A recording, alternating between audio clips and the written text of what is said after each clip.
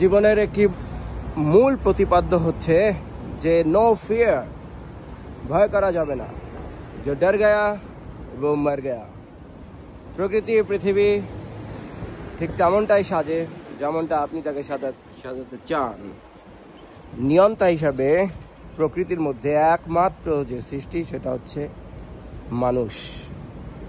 মানুষ তার আশপাশটা বদলে দিতে পারে, মানুষ তার জীবনকে নিজেই প্রভাবিত করতে পারে, অন্যের দ্বারা প্রভাবিত হতে পারে, পরিবর্তিত করতে পারে, সংস্করণ করতে পারে, পরিমার্জন করতে পারে, আরও অনেক কিছুই পরিবর্ধন পরিস্ফুটন সবই করতে পারে। যাই হোক, ভাষার পরাকাষ্ঠা না দেখিয়ে যে কথাটা বলতে চাচ্ছি সেটা হচ্ছে একটি গল্প। আমার বাবা বলতেন যে একটি পাগলের মুড়ি খেতে ইচ্ছা হয়েছে, কেউ তাকে মুড়ি দেয় না, আর একদিকে ঝোলা গুড় ছিল যেটা একটু আপনারা জানেন লিকুইড টাইপের হয়ে থাকে। তো পাগল সবাই মারবে ভয়ে এসে মানে হাত দেয় না মুড়িতে বা গুড়ে। একবার যার যখন একদম খেতে ইচ্ছে করলো তখন সে বলছে, ভয় করলেই ভয়, ভয় না করলে কিছু না।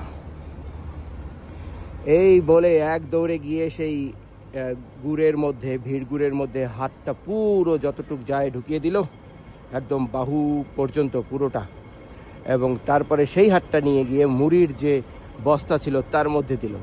এখন দূরে গিয়ে পাগলটা খাচ্ছে এবং বলছে, ভয় করলেই ভয়, ভয় না করলে কিছু না। আর যেহেতু পাগল, সে পাগল পান করেছে, লোক আর তাকে ঘাটাতে গেল না। তো জীবনে সফলতা অর্জন করতে গেলে কিছু পাগলপন চাই।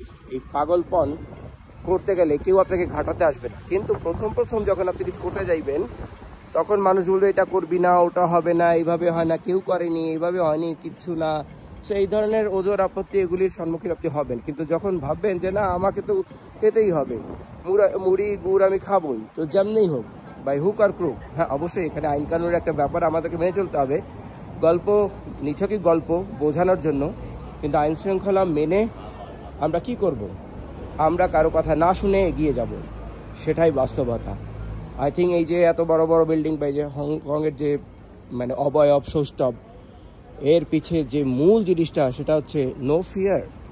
If you fear, you can fear 1000 times, in 1000 ways, in millions of ways, but you need only one reason, you need only one thing, যে मैं करेगा। সচিন টেন্ডুলকারের যখন নাক বেয়ে রক্ত পড়ছিল, প্রথম দিন খেলতে নেমেছে জাদ্রেল বড় বড় বোলারের সামনে, ছোট্ট 16 বছরের একটি বাচ্চা, নাক দিয়ে দরদর রক্ত পড়ছিল।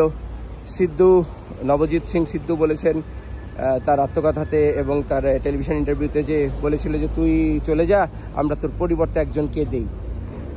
সে বলেছে না, ম্যায় খেলেগা। এবং ওই দিন যে ম্যায় খেলেগা, সেই ম্যায় খেলেগাই বানিয়ে দিয়েছে কাকে? সচিন টেন্ডুলকারকে। ওকে, মাঝে মধ্যে জিরোতেও সে আউট হতো, পার্ট অফ দ্য গেম, জীবন এমনই। কিন্তু দিনের শেষে সচিন টেন্ডুলকার একজন মহান ক্রিকেটার। সো আপনার মধ্যেও রয়েছে সেই মহান হওয়ার একটি মানে চরম সম্ভাবনা। ধন্যবাদ।